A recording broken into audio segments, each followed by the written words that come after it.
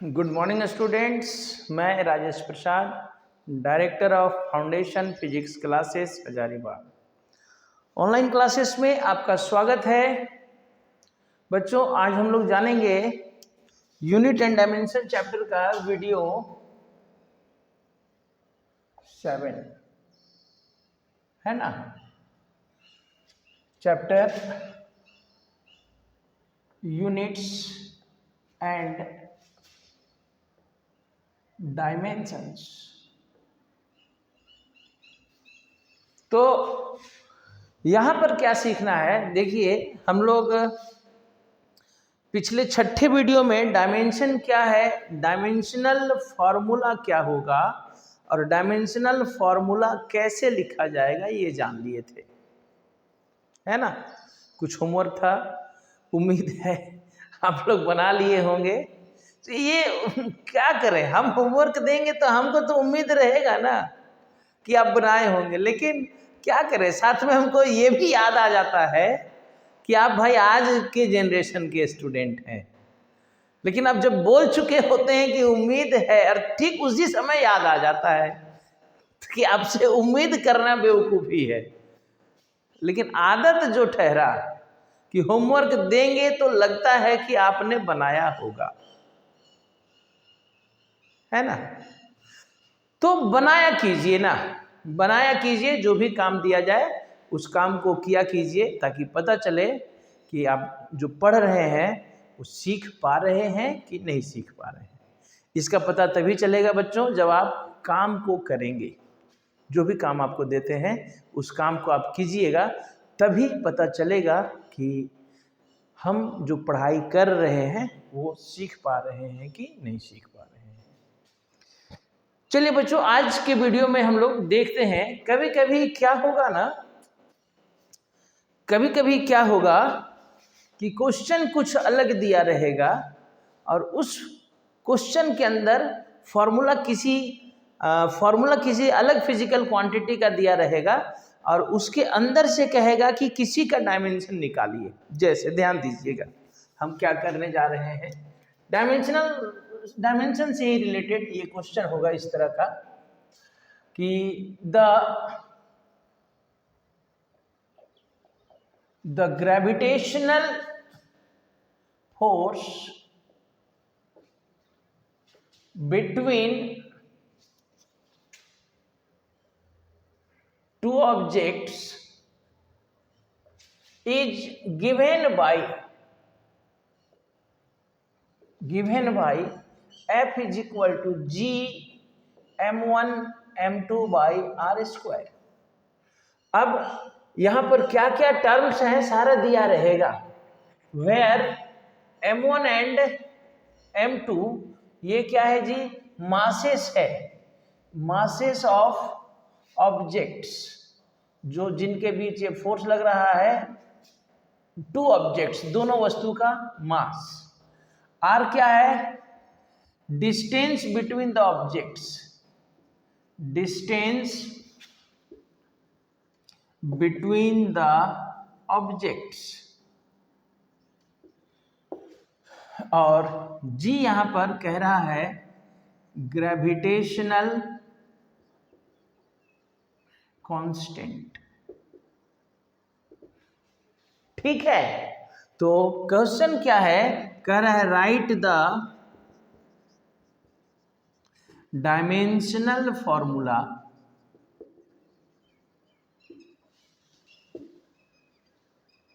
For capital G, gravitational constant.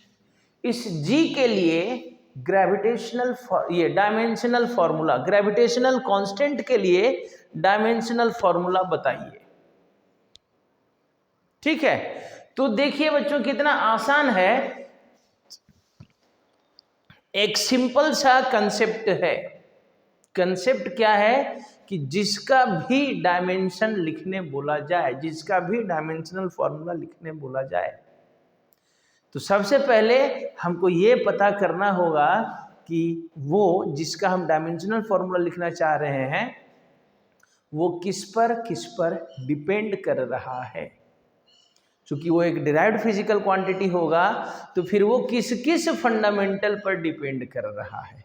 Simply अगर हम बोले तो जिस फिजिकल क्वांटिटी का डायमेंशन लिखना है पहले उसका फॉर्मूला हमको पता होना चाहिए। जैसे हम कहे कि एरिया का डायमेंशन लिखिए, एरिया का डायमेंशनल फॉर्मूला, तो पहले हमको पता होना चाहिए ना कि एरिया किस पर डिपेंड करता है। तो जब एरिया का फॉर्मूला L इंटू बी पता चल जाएगा तो हम उसके लिए डायमेंशनल फॉर्मूला लिख सकते हैं ना। तो बस यही कंसेप्ट यहाँ पर भी अप्लाई करना है। तो हमको G के लिए डायमेंशनल फॉर्मूला लिखना है तो पहले इस G के लिए फॉर्मूला तैयार करना होगा। अब G के लिए फॉर्मूला कैसे तैयार होगा, देखिए यहाँ पर क्या कह रहा है कि सॉल्यूशन में H क्या फोर्स का फॉर्मूला दिया हुआ F is equal to G m1 m2 by r square. Therefore तो यहाँ से अगर हम R को इधर ले आए तो क्या हो जाएगा एफ आर स्क्वायर और इधर क्या बच जाएगा G m1 m2। अब देखिए G को यहाँ G के लिए फॉर्मूला बनाना है तो G को अलग कर लीजिए, G is equal to G यहाँ रहने दीजिए, बाकी सब इधर आके डिवाइड हो जाएगा F R square by m1 m2। ये अब हमको G का फॉर्मूला मिल गया, यानी कि G फोर्स पर, डिस्टेंस पर और मास पर डिपेंड करेगा। तो जब हमको पता चल गया, अब सबका पहले हम लोग यहाँ से यूनिट तैयार कर ले और डायरेक्ट अब डायमेंशन भी लिख सकते हैं, F के लिए डायमेंशन, R के लिए मास के लिए। लेकिन चलिए ना हम लोग एक यूनिट के साथ भी लिखते हैं, SI यूनिट ऑफ G। तो यहाँ जो SI यूनिट लिखेंगे इन टर्म्स ऑफ फंडामेंटल के टर्म में लिखेंगे। क्या हो जाएगा तो G is equal to F के लिए क्या हो जाएगा kg मीटर पर सेकेंड स्क्वायर, डिस्टेंस के लिए मीटर स्क्वायर और m1 m2 मास के लिए kg इंटू kg। अब देखिए तो एक kg से kg कट गया तो नीचे में kg बच गया, तो इसके लिए यूनिट क्या हो जाएगा पर kg और metre into metre square metre cube पर सेकेंड स्क्वायर। ये देखिए इसका यूनिट तैयार हो गया बच्चों। तो हम लोग यहाँ से इसका डायमेंशनल फॉर्मूला लिख सकते हैं। kg के लिए m⁻⁻1, मीटर के लिए L⁻3, सेकेंड के लिए t और पावर है -2, m-1 L3 t-2 हो गया आंसर। तो कभी कभी इस तरह का भी क्वेश्चन एग्जाम में आएगा, एक फॉर्मूला दिया रहेगा और कहेगा उस फॉर्मूला के अंदर, फोर्स का फॉर्मूला दिया है लेकिन कह रहा है उस फॉर्मूला के अंदर कोई फिजिकल क्वांटिटी दिया हुआ है और कह रहा है उसका डायमेंशन निकालिए। तो कैसे करेंगे, समझ में आया? हाँ, जिसके लिए डायमेंशनल फॉर्मूला निकालने कहेगा पहले उसका फॉर्मूला तैयार करेंगे और जब उसका फॉर्मूला हमको तैयार हो जाएगा तो फिर हम लोग आसानी से वहाँ से उसका डायमेंशन डायरेक्ट भी बिना यूनिट निकाले भी फोर्स का डायमेंशन डायरेक्ट बैठा सकते थे बिना यूनिट निकाले भी। लेकिन एक पैटर्न याद रखिए ना कि यूनिट पहले निकाल लेते हैं, इससे क्या होगा यूनिट निकालना भी सीख जाएंगे और यूनिट के बाद डायमेंशन तो आसान है। ओके चलिए इसको लिखिए। एक क्वेश्चन इसी तरह का और करते हैं फिर हम लोग नेक्स्ट टॉपिक में बढ़ते हैं, ठीक है?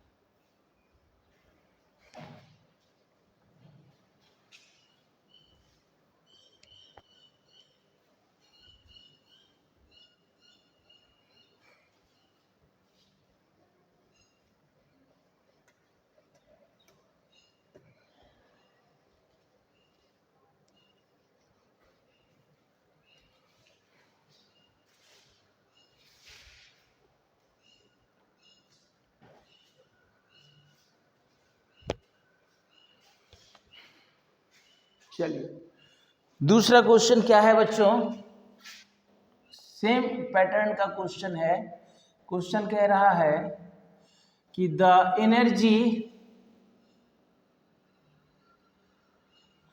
Energy of photon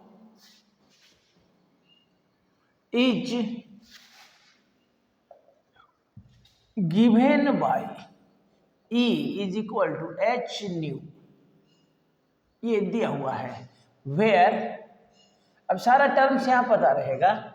where H जो है, एच इज प्लैंक्स कांस्टेंट, एक कांस्टेंट है प्लैंक्स कांस्टेंट। न्यू जो है, इसको एन यू न्यू पढ़ते हैं, न्यू इज द फ्रीक्वेंसी, और ई तो एनर्जी का फॉर्मूला दिया हुआ है, कह रहा है राइट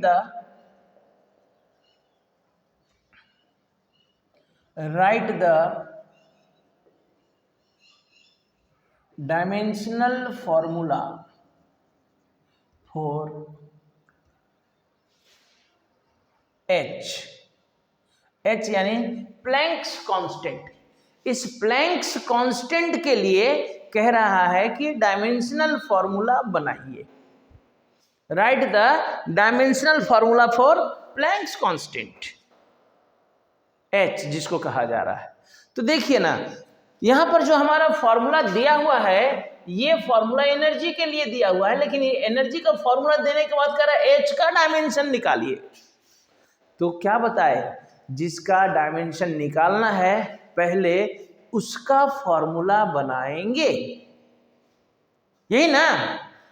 जिसका डायमेंशन निकालना है पहले उसका फॉर्मूला बनाएंगे। तो चलिए देखा जाए, शुरू किया जाए सॉल्यूशन। तो आपका एनर्जी दिया हुआ है एच न्यू, लेकिन हमको डायमेंशन एच का लिखना है, therefore h is equal to E by nu. कितना आसान था ये। अब पहले आप इसका यूनिट लिखिए ना, डायमेंशन निकल जाएगा। Unit of H, unit of H क्या हो जाएगा, एनर्जी का यूनिट याद है केजी मीटर स्क्वायर पर सेकेंड स्क्वायर, और फ्रीक्वेंसी का तो याद रखना होगा ना, 1/टाइम। फॉर्मूला क्या हुआ था फ्रीक्वेंसी का, 1/टाइम। 1/टाइम यानी पर सेकेंड। अब ये सेकेंड जब ऊपर जाएगा भाई क्या हो जाएगा, x to the power m divide by x to the power n। तो x to the power m नीचे से ऊपर जाएगा तो माइनस, और ये माइनस पहले से है, और ये ऊपर जाएगा तो प्लस हो जाएगा, यानी कि क्या हो जाएगा, kg मीटर स्क्वायर पर सेकेंड। ये आ गया इसका यूनिट। तो अब बता दीजिए ना फिर, देयरफॉर df क्या हो जाएगा, डायमेंशनल फॉर्मूला kg के लिए m मीटर के लिए, l स्क्वायर सेकेंड के लिए, t-1। देखिए बहुत सिंपल है। देखिए ना, थोड़ा सा मन लगा देना है, फिजिक्स आसानी से कंप्लीट हो जाएगा और आप एक अच्छे मंजिल की ओर बढ़ेंगे। मन लगा करके पढ़िए। हम लोग सिर्फ पास होने के लिए नहीं, वीडियो में धीरे धीरे हम लोग कॉम्पिटिटिव क्वेश्चन भी करेंगे। ओके, हम लोग बस पहुंच रहे हैं, जहां से क्वेश्चन पूछा जाएगा उस टॉपिक तक हम लोग बस पहुंच रहे हैं। हम लोग देखते हैं डिफरेंट टाइप का क्वेश्चन भी किया जाएगा, कैसा जेई मेन, कैसा नीट में, कैसा मेडिकल, ये इंजीनियरिंग में, जेई में, नीट में कैसा क्वेश्चन आ रहा है, हर एक टाइप का क्वेश्चन को हम लोग वीडियो में करते जाएंगे बच्चों। अब ये था, चलिए इस टाइप का 2 ही क्वेश्चन करते हैं, और भी आप लोगों को असाइनमेंट में मिलता चला जाएगा। ठीक है, थोड़ा सा या फिर कोई किताब को फॉलो कर लीजिए, एच.सी. वर्मा साहब का बुक को फॉलो कीजिए ना, वहां से भी हम जो भी पढ़ाएंगे सारा क्वेश्चन आपका एच.सी. वर्मा साहब का बन जाएगा। वो जो बुक है कंसेप्ट ऑफ फिजिक्स, वहां से आप बनाते जाइए, बहुत तरह का बहुत सारा क्वेश्चन मिलेगा वहां पर। ठीक है, हम जो भी पढ़ते हैं ना बच्चों, जो भी पढ़ते हैं तो हमको समझ में आया कि नहीं आया, जब तक आप 2-4 क्वेश्चन प्रैक्टिस नहीं कीजिएगा ना, पता नहीं चलेगा। तो कम से कम जो भी काम बोला जाए, कोई एक किताब फॉलो कीजिए, या फिर हम ही नेक्स्ट जैसे जैसे टॉपिक आगे बढ़ेगा वीडियो में क्वेश्चन वगैरह भी हम लोग कॉम्पिटिटिव क्वेश्चन भी करते जाएंगे। इसलिए बस वीडियो को वॉच करते रहिए। एक और रिक्वेस्ट है आप लोगों से बच्चों, चैनल को भी थोड़ा सब्सक्राइब करेंगे तो हमको भी अच्छा लगेगा। जो भी वीडियो आप देखते हैं चैनल सब्सक्राइब करेंगे तो थोड़ा सा हमारा चैनल भी ग्रो कर जाएगा, कुछ और लोग जुड़ना चाहेंगे। और थोड़ा सा आप भी अपने तरफ से, आपके जो दोस्त हैं उनको भी वीडियो दिखाइए, चैनल के बारे में बताइए, और अगर आपको पसंद लगता है दोस्त को दिखाइए, दोस्त को पसंद लगता है तो उनको भी चैनल के थ्रू से जुड़ने बोलिए, सब्सक्राइब करने बोलिए। ओके, चलिए देखा जाए। अब आगे बढ़ते हैं।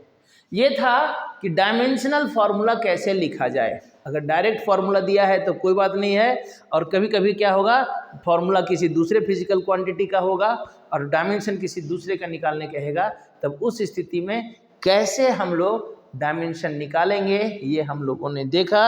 अब हम लोग जानते हैं डायमेंशनल फॉर्मूला के बाद एक छोटा सा डेफिनेशन है, number 3 definition, dimensional equation. Dimensional equation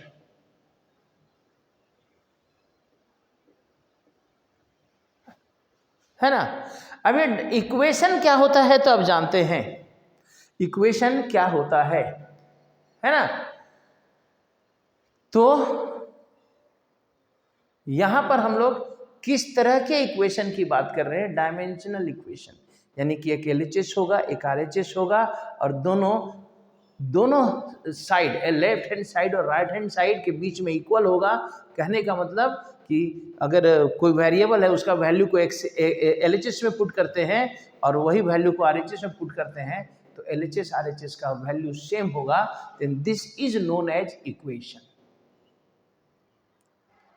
left hand side is equal to right hand side. तो यहाँ पर ये कैसा इक्वेशन होगा सर, यहाँ पर किस तरह, तो यहाँ पर डायमेंशनल इक्वेशन की बात हो रही है। क्या कहता है, पहले डिफिनेशन लिखें। डिफिनेशन कहता है कि when a physical quantity is equating with its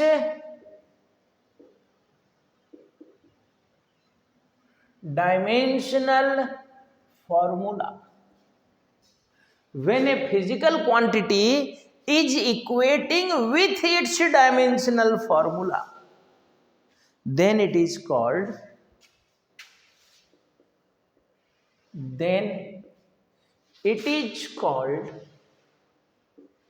a dimensional equation. तब इसी को क्या कहा जाएगा, एक डायमेंशनल इक्वेशन। कब, जब किसी फिजिकल क्वांटिटी को उसके डायमेंशनल फॉर्मूला के साथ क्या किया जाएगा, इक्वेट कराया जाएगा। When a physical quantity is equating with its dimensional formula. Okay, हाँ समझे बात को, कि जब किसी फिजिकल क्वांटिटी को उसी के डायमेंशनल फॉर्मूला के साथ इक्वेट कराएंगे तब ये जो इक्वेशन मिलेगा, क्योंकि LHS में फिजिकल क्वांटिटी, RHS में उसका डायमेंशनल फॉर्मूला, दोनों को इक्वेट करा रहे हैं यानी बराबर करा रहे हैं, तो ये इक्वेशन मिला ना। This equation is called dimensional equation. जैसे हम क्या कह रहे हैं, जैसे एग्जांपल में वेलोसिटी को इक्वल करा देना है, वेलोसिटी के डायमेंशन को इक्वल करा देना है LT-1 के साथ, तो this equation is called dimensional equation. इसी इक्वेशन को हम क्या कहेंगे, डायमेंशनल इक्वेशन कहेंगे। लेकिन थोड़ा सा डायमेंशनल इक्वेशन को लिखने का एक रूल है, चलिए देखा जाए। कह रहा है ए डायमेंशनल इक्वेशन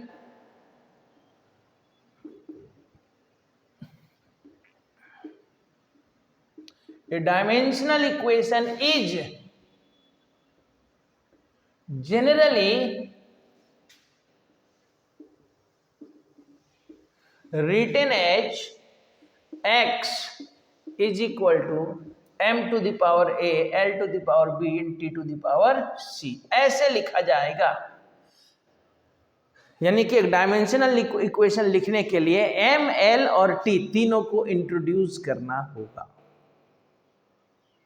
लेकिन सर अब यहाँ आप तो बोल दिए ठीक है m, l और t तीनों को इंट्रोड्यूस करेंगे, लेकिन सर यहाँ तो अगर हम वेलोसिटी का डायमेंशन लिखे तो सर उसमें तो मास आता नहीं है, उसका तो डायमेंशनल फॉर्मूला LT-1 होता है। हाँ ये तो बड़ा अच्छा बात है यार, अच्छा बात दिमाग में आया। तब क्या किया जाएगा, चलिए इसी को पहले एग्जाम्पल में, जैसे हमने कहा कि dimensional formula for velocity is equal to LT-1 लिख दिए। लेकिन सर आप तो बोल रहे हैं कि MLT के टर्म में लिखना होगा। हाँ ये भी बात है। तो क्या किया जाएगा ना, m को तो लिखेंगे जरूर, लेकिन जब m है ही नहीं तो उसका पावर 0। जब m नहीं है भाई वेलोसिटी में तो लिख तो देंगे सही तरीका से लिखने के लिए, लेकिन फिर उसके पावर को क्या कर देना होगा, 0 कर देना होगा। तो फिर MLT का ये वेलोसिटी का डायमेंशनल इक्वेशन क्या हो जाएगा, m0 LT-1।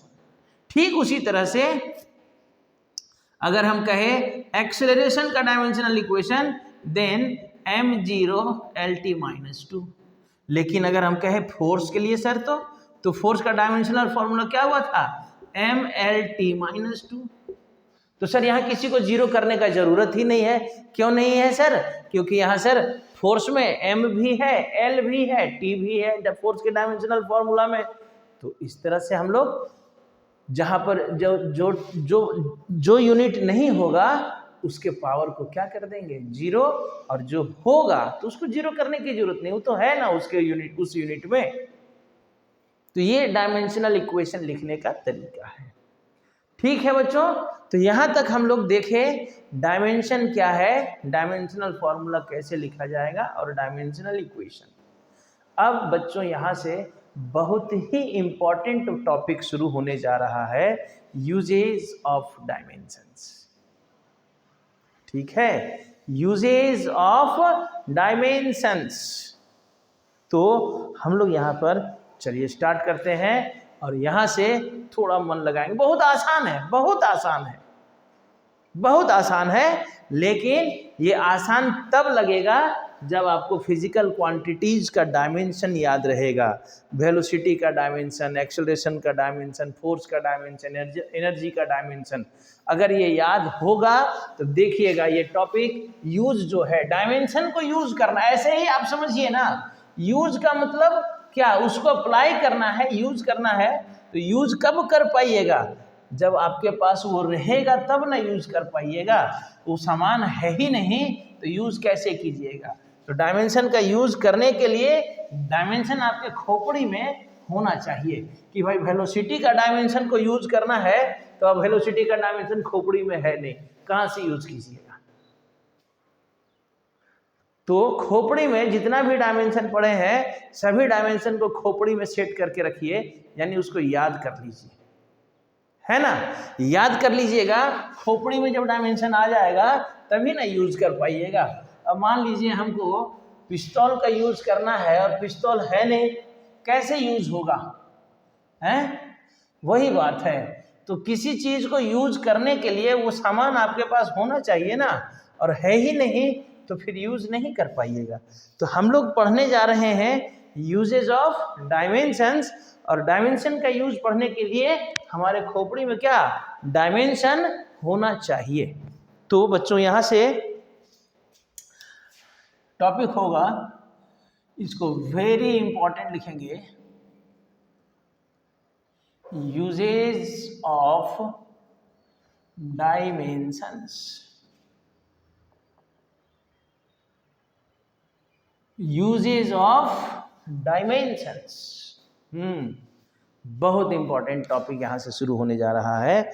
इस लेसन से अगर कंपटीशन में क्वेश्चन आते हैं, एक क्वेश्चन तो रहेगा, चाहे जेई मेन हो, नीट हो, या आपका भी फाइनल एग्जाम 11th का भी एग्जाम हो। खैर 11th में तो यूनिट डायमेंशन 3 से 4-5 क्वेश्चन रहेंगे, लेकिन किसी तरह का कंपटीशन हो, नीट हो, मेडिकल हो, जेई मेन हो, या नीट मेडिकल तो एक ही बात हो गई ना, जेई मेन हो, एक क्वेश्चन तो श्योर रहेगा, चाहे वो यूनिट से हो, डायमेंशन से हो। और अगर डायमेंशन का क्वेश्चन होगा तो यूज का ही क्वेश्चन होगा बच्चों। ठीक है, हम लोग देखेंगे, बस टॉपिक आगे बढ़ रहा है, इसी में हम लोग थोड़ा सा कॉम्पिटिटिव क्वेश्चन भी देखेंगे। ओके, चलिए फिर देखा जाए यूजेज ऑफ डायमेंशन में। तो डायमेंशन का यूज जानने से पहले हम लोग थोड़ा सा जानेंगे, एक बहुत ही सिंपल सा प्रिंसिपल है, इसका नाम है principal of homogeneity. Principal of homogeneity. क्या प्रिंसिपल है ये सर? प्रिंसिपल ऑफ होमोजेनिटी कैसा प्रिंसिपल है? तो बहुत आसान सा प्रिंसिपल है। पहले स्टेटमेंट लिख ले, क्या लिख लेते हैं ना, फिर समझाना आसान होगा।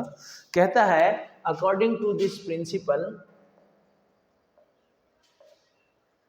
According to this principle the dimensions of all the fundamental units in each and every terms on either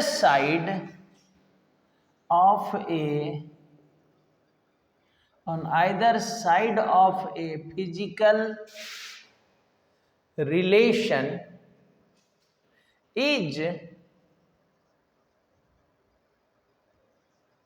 is always same। ये है भाई, ये है। क्या है ये? अब इसको समझिए। देखिए बहुत आसान सा चीज है, कितना लंबा चौड़ा लिख दिया। According to this principle the dimensions of all the fundamental units in each and every term on either side of a physical relation is always same. बड़ा डर लगता है नहीं इतना लंबा चौड़ा देख करके। हिंदी में हम बोल भी दें क्या समझ में आएगा? हिंदी कहता है कि ऑफ ए फिजिकल रिलेशन, किसी फिजिकल रिलेशन में the dimensions of all the fundamental unit, जितने भी फंडामेंटल यूनिट होंगे इन ईच एंड एवरी टर्म, जितने भी टर्म ऑन आइदर साइड, दोनों तरफ। अब चूंकि फिजिकल रिलेशन है तो उसका दो साइड होगा, लेफ्ट हैंड साइड और राइट हैंड साइड। जैसे एक relation energy is equal to half m v square, तो एक रिलेशन हुआ ना, एनर्जी का रिलेशन है हाफ एम वी स्क्वायर, यानी एनर्जी का फॉर्मूला है। तो क्या कहता है कि एक फिजिकल रिलेशन में जितने भी टर्म होंगे LHS में चाहे RHS में, सबका डायमेंशन इज ऑलवेज सेम, सबका डायमेंशन सेम होगा। नहीं तो हिंदी तो कर दिए सर, समझ में आ गया। कुछ लोग समझ भी गए होंगे, कुछ लोगों को थोड़ा कम समझ में आता है तो थोड़ा सा उनको समझाना पड़ता है, और जो लोग समझे होंगे ना वो भी थोड़ा थोड़ा तो समझान। फिजिक्स क्या है, इंग्लिश का हिंदी कर दिए तो वो समझ में आ गया सर। अगर ये फिजिक्स में इंग्लिश का हिंदी कर देने से समझ में आ जाता तो फिर हिंदी वाला ही किताब नहीं खरीद लेते हैं? फिर क्या जरूरत है सर आपका वीडियो देखने का? क्या जरूरत है कोटा जाने का? क्या जरूरत है पटना जाने का? क्या जरूरत है किसी टीचर के पास जाने का पैसा देने के लिए? किताब खरीदे 200 रुपया का हिंदी वाला, हो गया ना। लेकिन ऐसा नहीं है, खाली इंग्लिश का हिंदी कर देना फिजिक्स नहीं है। बट बहुत सारे टीचर इंग्लिश का हिंदी समझ में आया सर, अब बच्चे यस सर बोलने में माहिर हैं, हाँ सर यस सर हो गया। अरे नहीं बाबा, फिजिक्स इज ए कंसेप्ट, समझना पड़ता है। अब इसको कैसे समझा जाए? देखिए सिंपल सा बात है भाई, हमारे पास 2 kg आलू है और हमने 3 मीटर कपड़ा लिया।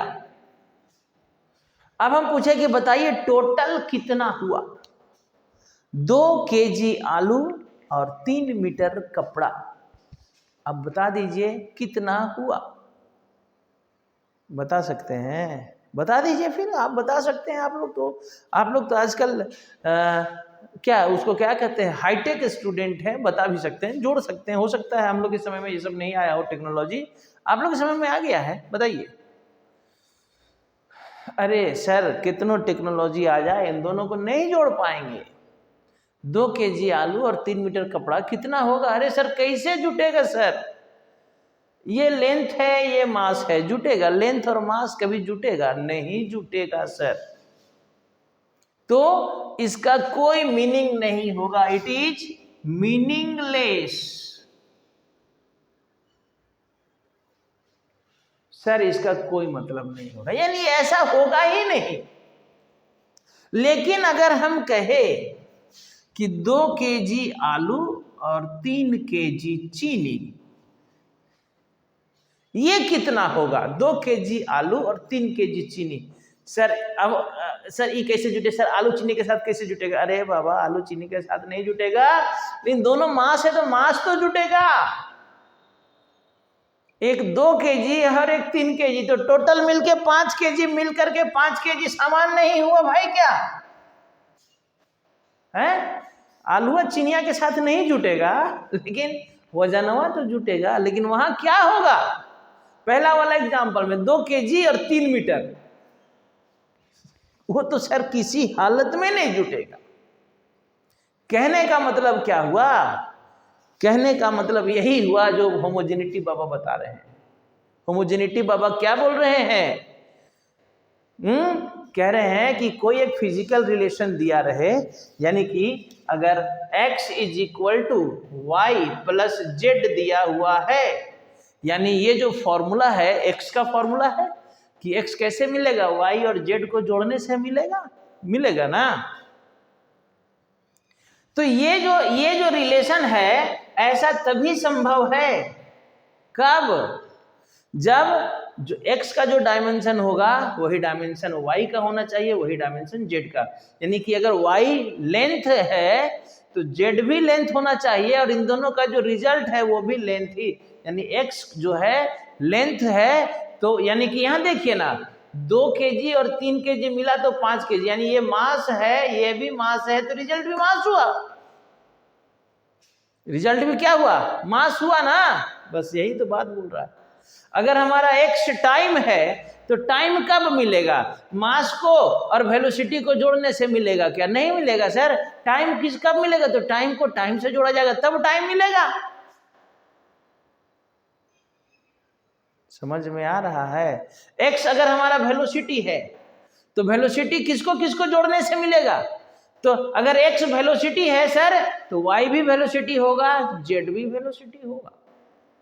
समझ में आ रहा है? अरे देखिए ना, 2 second plus 3 metre, 2 second plus 3 metre जुटेगा? नहीं जुटेगा ना। 2 सेकेंड प्लस 3 सेकेंड जुट जाएगा सर, 5 सेकेंड हो जाएगा। ये तो होगा, वही तो बोला जा रहा है कि अगर ये x है और जोड़ा जाए y में, तो ये दोनों अगर सेम है तभी ना जुट करके z बताएगा। तो z भी क्या होगा? टाइम ही होगा। अगर टाइम को टाइम से जोड़ेंगे तो रिजल्ट भी टाइम होगा, मास को मास से जोड़ेंगे तो रिजल्ट भी मास होगा, लेंथ को लेंथ से जोड़ेंगे तो रिजल्ट भी लेंथ होगा। लेकिन लेंथ को मास से जोड़ेंगे तो सर जुटेगा नहीं, टाइम को लेंथ से जोड़ेंगे तो सर जुटेगा नहीं, वेलोसिटी को फोर्स से जोड़ेंगे तो सर जुटेगा नहीं। कब जुटेगा? वेलोसिटी से जुटेगा तो वेलोसिटी मिलेगा, फोर्स से जुटेगा तो फोर्स मिलेगा। This is the principle of homogeneity. अब स्टेटमेंट को समझा जाए। क्या कह रहा है कि according to this principle the dimensions of all the fundamental units in each and every term on either side. ये हमारा एक रिलेशन है x plus y equal to z. तो कह रहा है कि एलएचएस में जितना भी टर्म है और आरएचएस में जितना भी टर्म है सबका डायमेंशन सेम होना चाहिए। डायमेंशन सेम होने का मतलब सब सेम फिजिकल क्वांटिटी होना चाहिए। अगर x का डायमेंशन l है और जुट रहा है तो y भी l होगा और z भी l होगा। समझ में आया? तो चलिए, ये था एक कुछ बहुत ही इंपॉर्टेंट सा प्रिंसिपल जिसका नाम है प्रिंसिपल ऑफ होमोजेनिटी। अब इससे रिलेटेड एक क्वेश्चन देखा जाए बच्चों, तभी इस प्रिंसिपल का मतलब समझ में आएगा। ओके, चलिए एक क्वेश्चन हम बनाते हैं, एक क्वेश्चन आप बनाइएगा, होमवर्क में देते हैं। जैसे देखिए एक क्वेश्चन है समझिएगा, the distance travelled by an object is given by the equation x is equal to a plus b t plus c t square plus d t cube, where t is time and a b c and d are constants। तो कह रहा है find the dimensions of a b c and d। देखिए ना कितना अच्छा, कितना आसान सा क्वेश्चन है ना बच्चों। अब सर इस तरह का जब भी क्वेश्चन आ जाए कैसे सॉल्व करेंगे? अरे बहुत आसान है। दिमाग को खाली कंफ्यूज करने के लिए ना ऐसा क्वेश्चन बना दिया जाता है। अभी तो बताए कि जब ये डिस्टेंस का इक्वेशन दिया हुआ है तो फिर किसी भी इक्वेशन में जितने भी टर्म होंगे सबका डायमेंशन सेम होना चाहिए। ये हम नहीं, होमोजेनिटी बाबा बोल रहे हैं। होमोजेनिटी बाबा क्या बोल रहे हैं? The dimensions of all the fundamental units in each and every term on either side of a physical relation is always same. तो बस उसी प्रिंसिपल को यहाँ लगा दीजिए। ये डिस्टेंस का यानी x जो है यहाँ पर डिस्टेंस है और डिस्टेंस के लिए ये फॉर्मूला दिया हुआ है। तो सर जब x LHS में हमारा x डिस्टेंस है तो RHS में जितना भी टर्म होगा सबको डिस्टेंस होना पड़ेगा ना। तो कहता है सॉल्यूशन में क्या कह रहा है, देखिए सॉल्यूशन में डायरेक्ट हमारा एक एक वाला इक्वेशन लिख लें। x is equal to a plus b t plus c t square plus d t cube. तो कहता है फ्रॉम होमोजेनिटी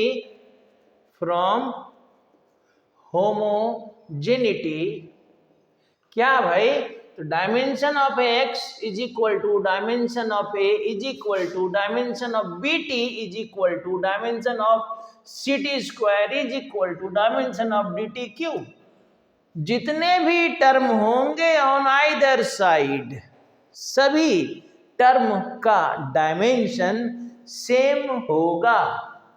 तो कर दिए सेम, यानी कि जो डायमेंशन LHS में x का होगा वही डायमेंशन RHS में a का होगा, वही डायमेंशन BT का, जितना टर्म है सबके डायमेंशन को बराबर कर दिए। तब देखिए ना यहाँ से x इज द डिस्टेंस तो a का dimension therefore dimension of a is equal to dimension of x, यानी कि x इज डिस्टेंस तो x का डायमेंशन l तो a का डायमेंशन निकल गया। क्या हार्ड था? अरे x क्या है हम नहीं बोल रहे हैं बाबा, क्वेश्चन में दिया हुआ है x इज डिस्टेंस तो डिस्टेंस का डायमेंशन क्या हो जाएगा? l। तो और होमोजेनिटी कह रहा है कि जितना टर्म होगा LHS RHS सबका डायमेंशन बराबर होगा। समझ में आ रहा है? वही बात ना कि अगर x लेंथ है तो a भी लेंथ, BT भी लेंथ, ct स्क्वायर भी लेंथ, DT क्यूब भी लेंथ, सब लेंथ। अगर x वेलोसिटी है तो a भी वेलोसिटी, वो तो दिया रहेगा ना क्वेश्चन में। यहाँ x डिस्टेंस दिया हुआ है तो फिर जितना टर्म RHS में है सबको डिस्टेंस होना पड़ेगा, तभी सबके बीच में प्लस माइनस आएगा। ठीक है, तो उसी तरह से अब b का भी निकालना है तो b का नहीं BT, एक टर्म कौन बना रहा है? टर्म BT बनाया एक साथ। तो also dimension of BT is equal to dimension of A, या डायमेंशन x ही लीजिए, A का तो निकालिए लेकिन x ही लीजिए, x का गिवन है इसलिए जो गिवन है उसको लेके चल रहे हैं। तो क्या हो जाएगा? तो यहां से b का डायमेंशन क्या हो जाएगा? Is equal to x by t, यानी x क्या है आपका?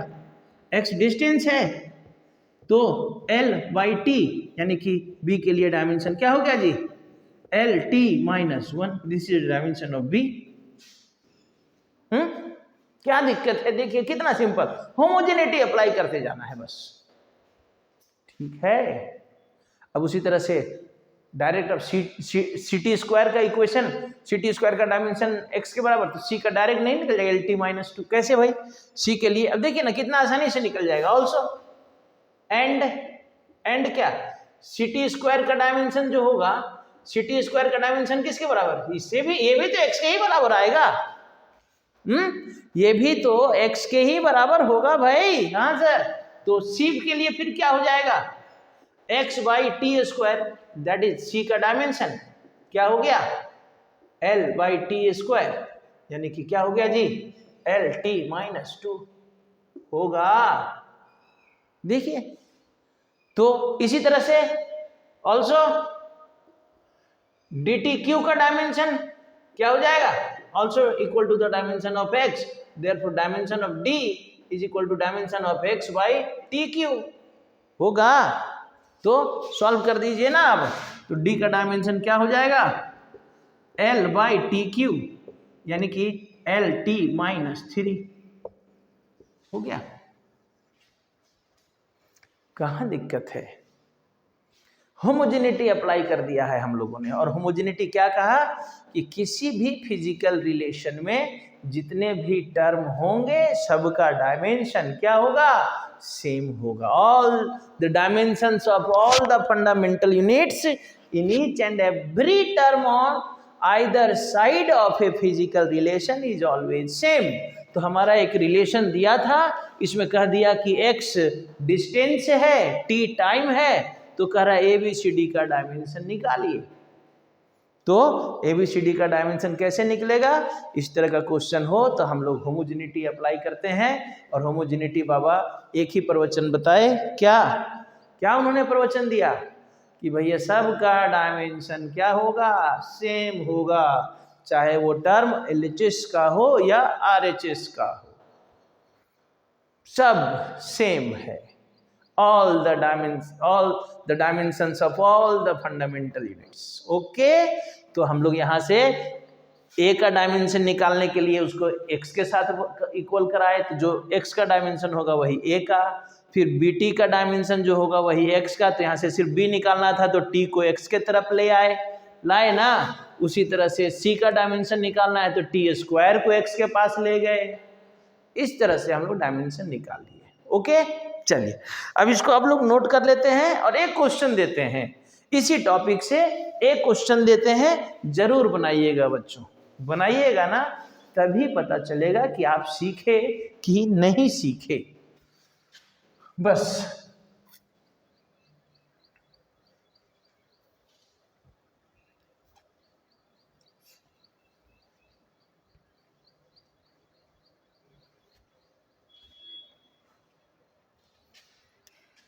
क्वेश्चन है बच्चों,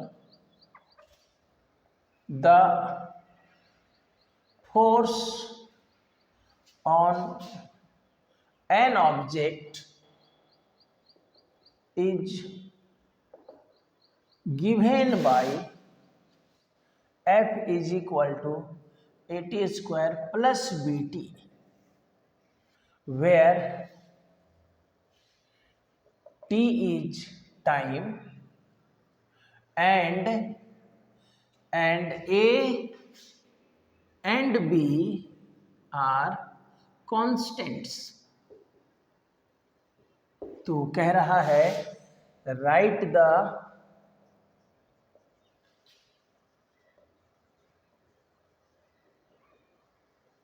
dimensional formula for A and B।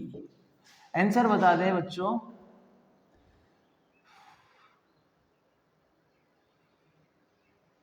ए का जो डायमेंशन है, ए के लिए डायमेंशनल फॉर्मूला हो जाएगा MLT माइनस 4, और बी के लिए जो डायमेंशनल फॉर्मूला होगा, नीचे लिखते हैं, बी के लिए जो डायमेंशनल फॉर्मूला हो जाएगा वो हो जाएगा MLT माइनस 3। अब कैसे होगा? सेम प्रोसेस आप अप्लाई करेंगे, बन जाएगा। ये इस वीडियो को थोड़ा सा वीडियो जो है 10 मिनट लंबा हो गया, कोई बात नहीं, कभी कभी टॉपिक लंबा होता है। तो यहाँ तक बच्चों जरूर बनाएंगे इस क्वेश्चन को, तभी आप होमोजेनिटी को समझ पाइएगा। तब तक नेक्स्ट वीडियो में मिलते हैं। मन लगा के पढ़ते रहिए और इस क्वेश्चन में तो उम्मीद कर सकते हैं ना कि अगले दिन फिर निराश कीजिएगा। चैनल को ज़रूर सब्सक्राइब करेंगे और थोड़ा सा चैनल को ग्रो करने के लिए आप भी हेल्प करेंगे, दोस्तों को बताएंगे, वीडियो दिखाएंगे। अगर अच्छा लगता है दोस्त को वीडियो तो उसको सब्सक्राइब करने कहेंगे। तब तक मन लगा के पढ़ते रहिए। Okay, bye.